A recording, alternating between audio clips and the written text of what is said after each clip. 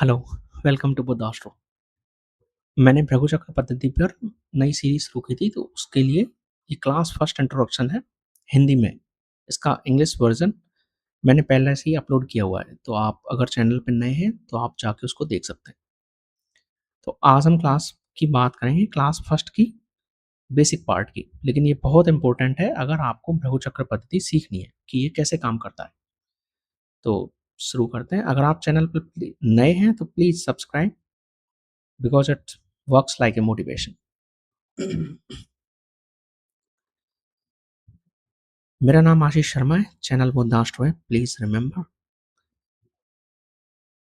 भृगु चक्र पद्धति एक 12 ईयर साइकिल की टेक्निक है। इसमें क्या होता है, हर एक 12 साल में एक चक्र चलता है जिसको भृगु चक्र बोलते हैं। उस भृगु चक्र के अकॉर्डिंग जिस साल जो हाउस एक्टिव होगा वो उम्र के अकॉर्डिंग एक्टिव होता है, और हर 12 साल के बाद एक नया साइकिल चलता है। भृगु चक्र पद्धति हाउस एक्टिवेशन का टेक्निक है और वो 12 साल में चलता है। 12-12 साल का इसमें स्लॉट होता है। एक हाउस को हम एक साल के लिए काउंट करते हैं। एक साल मतलब 365 दिन। ठीक है। और हाउस एक्टिवेट कब होगा? जैसे ही हमारा बर्थ होता है तो हमारा फर्स्ट ईयर एक्टिव हो जाता है, या हम कहते हैं कि हम फर्स्ट ईयर में एंटर कर जाते हैं। तो जैसे ही फर्स्ट ईयर एक्टिव होगा, फर्स्ट ईयर में कुंडली का पहला हाउस, फर्स्ट हाउस एक्टिव हो जाएगा। ठीक है। सेकेंड हाउस सेकेंड ईयर में एक्टिव होगा। थर्ड हाउस थर्ड ईयर में एक्टिव होगा। इस तरह 12 साल में 12 घर एक्टिव हो जाते हैं। नाउ अगेन जब 13वां साल आएगा, 13वां घर जैसे ही 13वां साल जैसे ही एक्टिव होगा तो वापस से लगन एक्टिव होता है 13th ईयर में। तो वापस आप इस कुंडली में देख सकते हैं 13th ईयर में वापस लगन एक्टिव होगा। इस तरह 12-12 साल के बाद एक नया भृगु साइकिल। हाँ, तो ये सेकंड नंबर का भृगु साइकिल हुआ। दूसरी बार फिर वो 12 साल के लिए चलेगा। फिर अगली बार फिर 25th ईयर में वापस लगन एक्टिव हो जाएगा। तो ये इस तरह काम करता है। इसमें सबसे इम्पोर्टेंट यही है कि जैसे ही पर्सन का बर्थ होता है उसका फर्स्ट ईयर उस दिन से स्टार्ट हो जाता है। तो जब भी हम कहते हैं लेट्स जब भी हम कहते हैं सॉरी जब भी हम कहते हैं कि मैंने अभी, जैसे मान लो किसी ने बोला कि मैंने अभी 12वां बर्थडे मनाया, 13वां बर्थडे मनाया, इसका मतलब ये है कि वो 13 साल कंप्लीट कर चुका है ना? तो इसमें सबसे इम्पोर्टेंट पार्ट यही है कि आप रनिंग ईयर कैसे कैलकुलेट करते हैं, कौन सा साल आपका एक्टिव है, क्योंकि उसी के बेस पर इस पद्धति से प्रेडिक्शन होता है। तो आपको रनिंग ईयर कैलकुलेट करना आना चाहिए। रनिंग ईयर का मतलब ये है, जैसे मैंने आपको बताया कि सपोज किसी ने अपना 25वां बर्थडे मनाया, इसका मतलब ये है कि उस आदमी ने अपने 25 साल कंप्लीट कर चुके हैं और वो 26वीं साल में चल रहा है। तो हम 26वीं साल लेंगे, 26th ईयर लेंगे। तो 26th ईयर के अकॉर्डिंग जो हाउस एक्टिव होगा उसको लेंगे, जो कि सेकंड हाउस होता है। ठीक है। जैसे इस एग्जांपल में देखो, इस नेटिव का बर्थ हुआ है 22 अगस्त को 1945 में, और इनकी मैरिज हुई है 28 जून 1975 को। आप डायरेक्टली काउंट कर लो। अगस्त 1945 से अगस्त 1975 तक डायरेक्टली काउंट करोगे तो 30 साल आएंगे, है ना? अगस्त 1945 से 1955 तक 10 साल, फिर नेक्स्ट 10 साल, फिर नेक्स्ट 10 साल, तो टोटल 30 साल हो जाएंगे, 30 ईयर। तो इनके 30 ईयर कंप्लीट हो जाएंगे अगस्त 1975 में। चूंकि इनका मैरिज अगस्त से पहले ही हो गया, तो हम कह सकते हैं कि इनके मैरिज के समय ये 30th ईयर में रनिंग थे। इसका मतलब इन्होंने 29 साल कंप्लीट कर लिए और 30वीं साल में चल रहे थे। ठीक है। अब ये जो रनिंग ईयर आती है, इसमें आप डायरेक्ट डिवाइड करो 12 का, तो जो भी रिमाइंडर बचेगा वो बताएगा कि किस हाउस उस समय कौन सा बीसीपी हाउस एक्टिव है।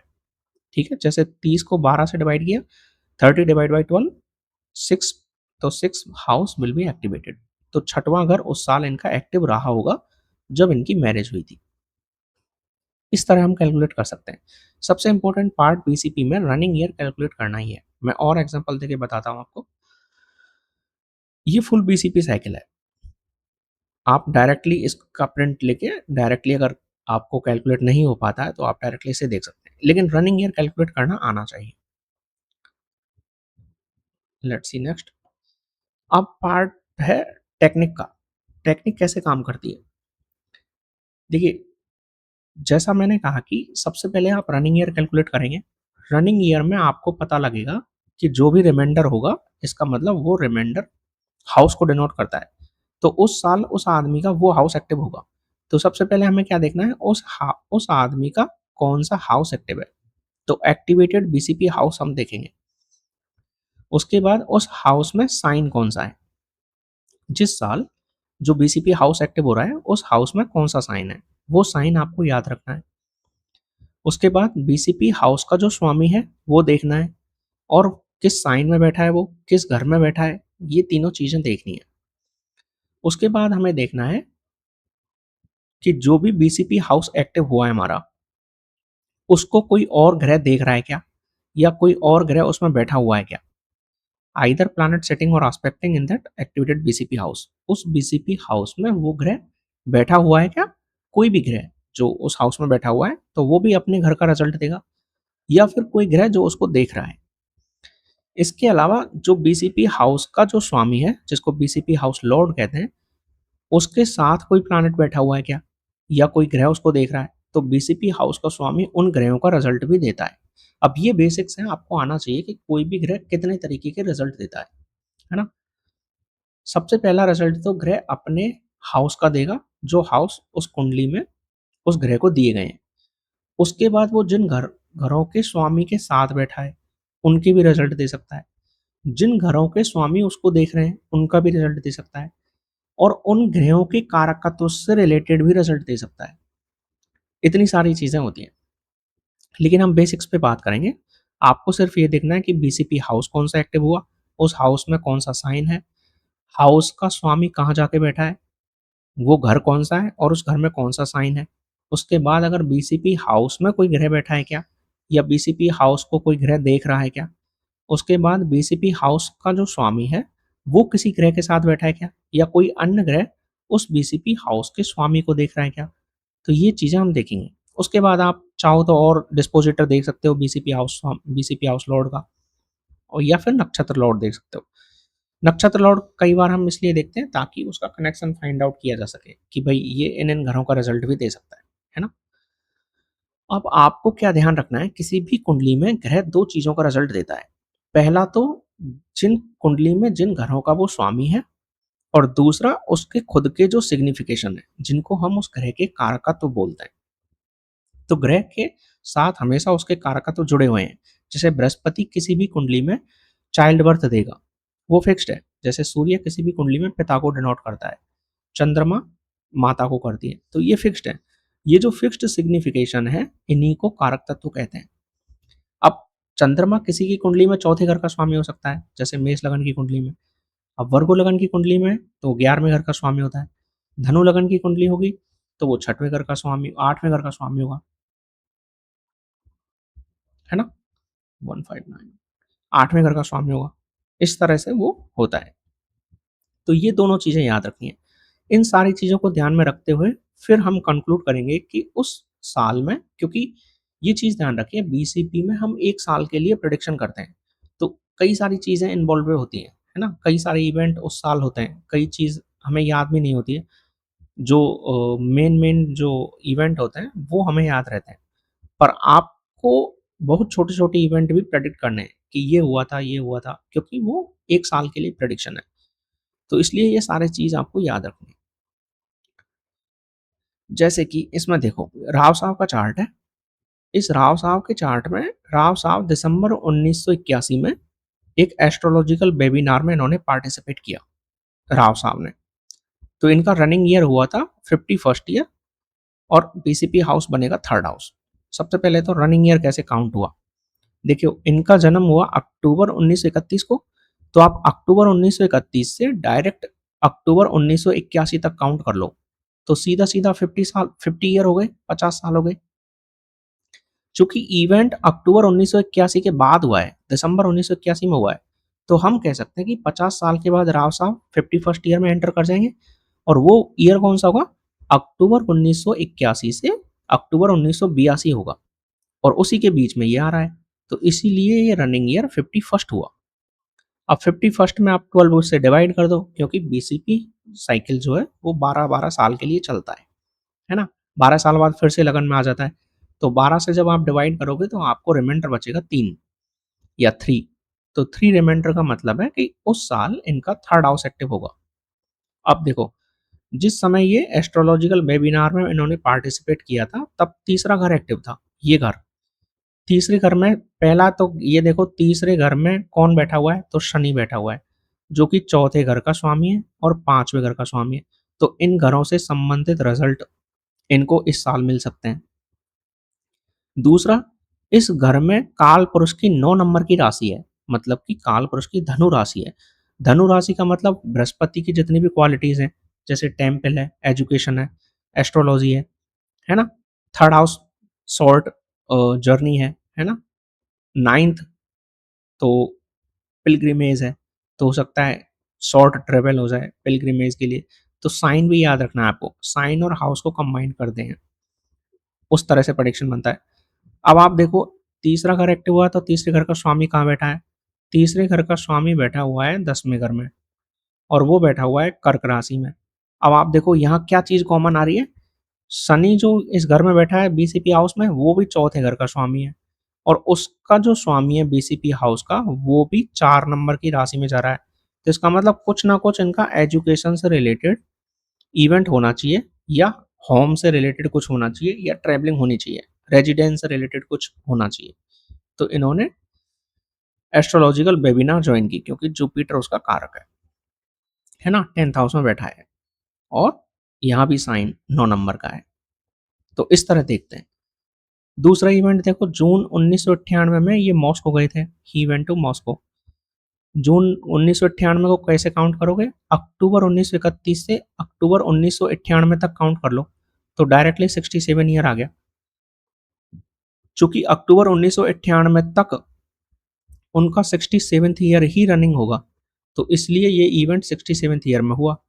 12 का डिवाइड करोगे तो 7 आ जाएगा, तो 7वां घर एक्टिव था जब ये विदेश गए थे, मॉस्को गए थे। 7th हाउस विदेश का होता है, journey to the foreign travel और फॉरेन रेजिडेंस 7वें घर से भी देखते हैं। अब आप देख लो, 7वें घर में चर राशि है, मूवेबल साइन है। चर राशि मतलब मूवेबल साइन है।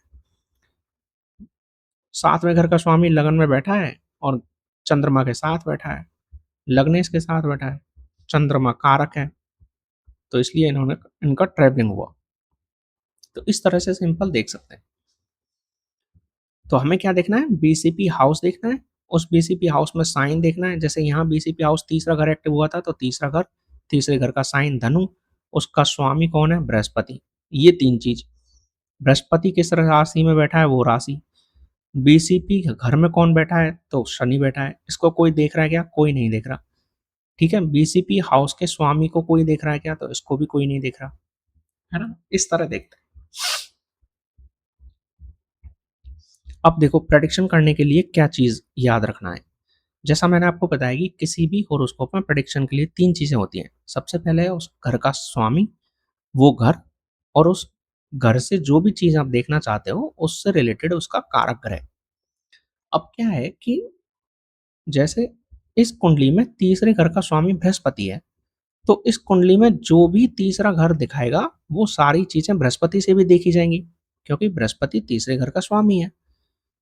तो आप क्या करोगे? किसी भी बीसीपी ईयर में या तो आप उसका हाउस से कनेक्शन देख लो, या हाउस लॉर्ड से कनेक्शन देख लो, और उसके बाद हम देखेंगे कारक प्लैनेट से कनेक्शन। ये 3 चीजें हमें देखनी है। अब आपको ये ध्यान रखना है कि बीसीपी हाउस और बीसीपी हाउस स्वामी के साथ जो भी ग्रह बैठे रहते हैं, वो आपको उस इवेंट के बारे में एक्स्ट्रा क्लू देते हैं। एक्स्ट्रा क्लूज उन ग्रह के थ्रू मिलेगा जो बीसीपी हाउस में बैठा है, या बीसीपी हाउस को देख रहा है, या बीसीपी हाउस के स्वामी को देख रहा है, या उसके साथ बैठा है। जैसे कि यहाँ एक्स्ट्रा क्लूज के लिए सनी बीसीपी हाउस में बैठा है ना? अब इस घर को कोई देख नहीं रहा, बीसीपी हाउस का स्वामी बृहस्पति है, बृहस्पति को भी कोई नहीं देख रहा, तो यहाँ कुछ ज्यादा एक्स्ट्रा क्लू आपको नहीं मिलेगा। सिर्फ एक क्लू क्या मिला कि काल पुरुष की कुंडली में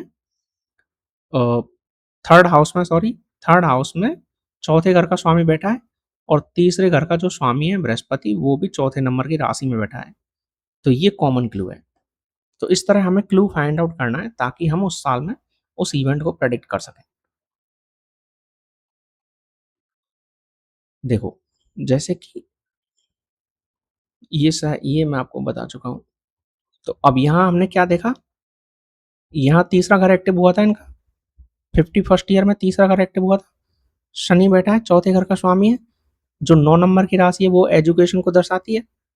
और बृहस्पति उसका स्वामी 10वें घर में बैठा है, वापस से कर्क राशि में। चौथे घर की कालपुरुष की कुंडली का चौथा घर है, ये भी चौथा घर है। तो कुछ एजुकेशन से रिलेटेड, कुछ घर से रिलेटेड, है ना, इनका इवेंट हो सकता है। तो इन्होंने पार्टिसिपेट किया था एस्ट्रोलॉजिकल वेबिनार में। तो इस तरह से हम देखते हैं, कारक भी बृहस्पति कारक भी है और उस हाउस का स्वामी भी है। तो डायरेक्टली पता लग रहा है कि हाँ, इन्होंने कुछ शॉर्ट ट्रेवल किया होगा और वो एजुकेशन से रिलेटेड हो सकता है। चूंकि बृहस्पति भी एस्ट्रोलॉजी है तो एस्ट्रोलॉजी से रिलेटेड हो सकता है इस तरह। अब ये सीक्रेट टिप्स हैं, ये आपको याद रखनी है। इसमें क्या है, कई बार आप देखोगे कि जिस भी साल के लिए हम जो इवेंट प्रेडिक्ट कर रहे हैं, वो उस साल के अलावा पिछली साल में या नेक्स्ट साल में भी देखा जा सकता है। मतलब उस इवेंट का प्रॉमिस आप प्रीवियस ईयर में भी देख सकते हो या नेक्स्ट ईयर में भी देख सकते हो, या दिख जाएगा आपको जब आप प्रैक्टिस करोगे। तो कई बार ऐसा होता है कि सेम इवेंट का प्रॉमिस आपको या तो लास्ट ईयर दिखेगा या नेक्स्ट ईयर दिखेगा। तो ये चीज़ आपको याद रखनी है कि प्रेडिक्शन कैसे देना है। अब उसमें क्या होगा, बीसीपी ईयर जो आपका एक्टिव हो रहा है उसमें आपको देखना है कि क्या क्या चीज़ें रिपीटेटिव हैं। कारक हाउस या हाउस लॉर्ड एक्टिव हो रहा है क्या। अगर उसी साल हाउस भी एक्टिव हो रहा है, हाउस लॉर्ड या कारक एक्टिव हो रहा है, तो आप कह सकते हैं कि ये इवेंट इस साल होगा, है ना। अब दो तरह के इवेंट होते हैं जनरली, गुड और बैड। अच्छे इवेंट होने के लिए क्या होना चाहिए कि उस बीसीपी हाउस का या बीसीपी हाउस के स्वामी का अच्छे ग्रहों से संबंध होना चाहिए। अच्छे ग्रह का मतलब बेनिफिक। तो बेनिफिक्स का मतलब एक तो नेचुरल बेनिफिक हो गया और एक फंक्शनल हो गया। फंक्शनल का मतलब है कि 5वें घर का स्वामी, 9वें घर का स्वामी, लगन का स्वामी, इनसे संबंध हो तो हम कह सकते हैं कि इस साल आपका गुड इवेंट होगा, है ना। यदि उस साल मान लो त्रिक हाउस से संबंध है, त्रिक हाउस का मतलब छठवां घर, आठवां घर, 12वां घर, तो बीसीपी हाउस का स्वामी यदि उनमें बैठा है या बीसीपी हाउस के स्वामी के साथ वो ग्रह बैठे हैं, तो हम कह सकते हैं कि कुछ बैड इवेंट भी इस साल हो सकता है।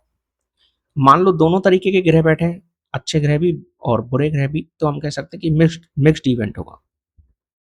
तो इस तरह हम पता कर सकते हैं कि इस साल अच्छा इवेंट होगा या बेकार इवेंट होगा। और वो हाउस पे भी डिपेंड करता है कि किस किन घरों के स्वामी उसमें शामिल हैं। चौथा पॉइंट है कि कई बार आप देखोगे इवेंट ना, कई बार कुछ जल्दी हो जाता है, कई बार कुछ इवेंट डिले हो जाते हैं। आपको दिख रहा है इवेंट लेकिन इवेंट नहीं होता है। तो हो सकता है कि वहां त्रिक हाउस का स्वामी उनके साथ बैठा हो या एक रेट्रोग्रेड प्लैनेट उनके साथ बैठा हो या वक्री ग्रह उसको देख रहा हो। या तो वक्री ग्रह बीसीपी हाउस में हो या बीसीपी हाउस के स्वामी के साथ हो या बीसीपी हाउस का स्वामी खुद ही वक्री ग्रह हो या उनके साथ छठवें, आठवें, 12वें घर का स्वामी जिनको त्रिक हाउस कहते हैं वो बैठे हों। तो हम कह सकते हैं कि इस इवेंट में डिले हो सकता है ना। इवेंट की टाइमिंग आगे पीछे हो सकती है। इसके अलावा अगर कोई वक्री ग्रह किसी बीसीपी हाउस को या बीसीपी हाउस लॉर्ड को देख रहा है या बीसीपी हाउस का स्वामी खुद वक्री ग्रह है, तो हो सकता है कि उस साल वो इवेंट दोबारा से हो जाए। जैसे मान लो आपने जॉब ज्वाइन किया है और उस समय कोई वक्री ग्रह देख रहा है या शनि वक्री था, तो जॉब छोड़ के आप दूसरा जॉब ले सकते हो। तो इस तरह उस इवेंट का रिपीटिशन हो सकता है या वो रिवर्स हो सकता है इवेंट। अब वो कैसे होता है वो मैं आपको एग्जांपल्स में बताऊंगा। लास्ट पॉइंट जो मैंने आपको पहले बताया था कि बीसीपी हाउस में और बीसीपी हाउस लॉर्ड के साथ जिन जिन ग्रहों का संबंध है वो आपको एक्स्ट्रा क्लू प्रोवाइड करते हैं। वो आपको बताते हैं कि उस साल में क्या क्या चीजें और हो सकती हैं, है ना। तो ये चीज आपको याद रखनी है। इसके अलावा क्या है, एक पॉइंट और है जो क्लासिक्स कहता है कि हमें कारक ग्रह से उतने ही घर और देखना चाहिए। जैसे मान लो हम चाइल्ड बर्थ देख रहे हैं तो हम बृहस्पति को यूज में लेंगे क्योंकि बृहस्पति उसका कारक है। और चाइल्ड बर्थ काल पुरुष की कुंडली में 5वें घर से देखा जाता है या किसी भी हॉरोस्कोप में 5वें घर से देखा जाता है।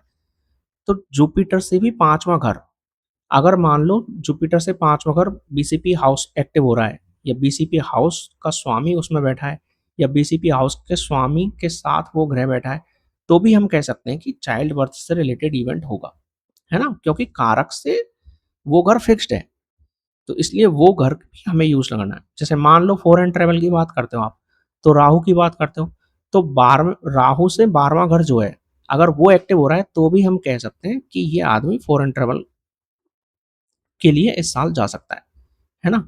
जैसे बृहस्पति से 9वां घर क्या दिखाता है? रिलीजियस सेरेमनी, घर में कोई अच्छा उत्सव हो सकता है, चाइल्ड बर्थ भी हो सकता है, हायर एजुकेशन हो सकती है। तो अगर बीसीपी हाउस का स्वामी उनमें बैठा है या बीसीपी हाउस के स्वामी के साथ ही ये ग्रह बैठा है, जो कि बृहस्पति से 9वें घर का स्वामी है, तो हम कह सकते हैं कि ये इवेंट इस साल हो सकते हैं। रिलीजियस सेरेमनी का, चाइल्ड बर्थ का, हायर एजुकेशन का, है ना? जैसे वीनस है, वीनस से 7th हाउस का स्वामी भी मैरिज दिखाएगा। तो मान लो वीनस से 7th हाउस एक्टिव हो रहा है, तो हम बोल देंगे कि हाँ, इस साल मैरिज हो सकता है आपका, है ना? या बीसीपी हाउस के स्वामी के साथ वो बैठा है, तो भी कह सकते हैं। तो इस तरह ये इवेंट देखे जाएँगे। जैसे कि बिल गेट्स का चार्ट है, इसमें बात करते हैं।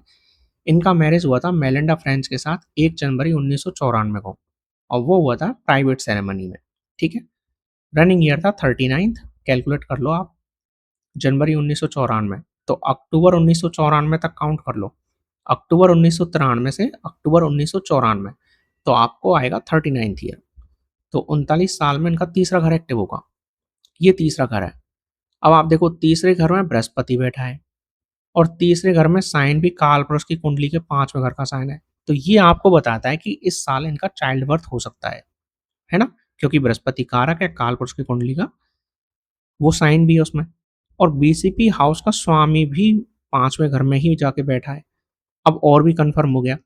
कई बार क्या होता है, ये मैं इंग्लिश वीडियो में भी बता चुका हूँ कि कई बार आपको ना मैरिज का इंडिकेशन चाइल्ड बर्थ के थ्रू मिलता है। कई बार डायरेक्ट मैरिज का इंडिकेशन नहीं मिलता। अब आप देख लीजिए यहाँ मैरिज हुआ है, लेकिन इंडिकेशन मिल रहा है चाइल्ड बर्थ का। तो हो सकता है कि मैरिज के बाद इनको प्रेगनेंसी हो, इनकी वाइफ को प्रेगनेंसी तुरंत हो जाए। चूँकि नहीं हुआ वो अलग चीज़ है। लेकिन इनका मैरिज हो गया उस समय 39th में, 3rd हाउस जब एक्टिव था। तो ये आपको देखना है। अब तीसरे घर का स्वामी 5वें घर में नीचा होके बैठा है, ठीक है? 5वें घर के स्वामी के साथ बैठा है, तो आपका होगा कि नीच भंग हो रहा है, ठीक है? और शनि के साथ बैठा है, तो 2-2 एनेमी प्लैनेट है। शनि और वीनस दोनों एनेमी प्लैनेट है सूर्य के। शनि इसमें 8वें घर का, 9वें घर का भी स्वामी है ना? तो ये चीज़ें याद रखनी है। तो अब देखो इन्होंने क्या किया, प्राइवेट सेरेमनी हुई थी, जब इनकी शादी हुई थी, तो आप देखो 8वें घर का स्वामी का मतलब क्या है, हिडन या कोई भी चीज़ प्राइवेट है। अब वो 5वें घर में बैठा है। 5वें घर में सूर्य जो कि बीसीपी हाउस का स्वामी है, वीनस के साथ बैठा है, तो मैरिज भी दे दी। जुपिटर जो यहाँ बैठा है वो भी 7वें घर का स्वामी है, तो मैरिज दे दी। और मैरिज कैसे दी, प्राइवेट, क्योंकि 8वें घर का स्वामी सनी इन्वॉल्व है। तो इस तरह आप छोटे छोटे क्लू फाइंड आउट कर सकते हो।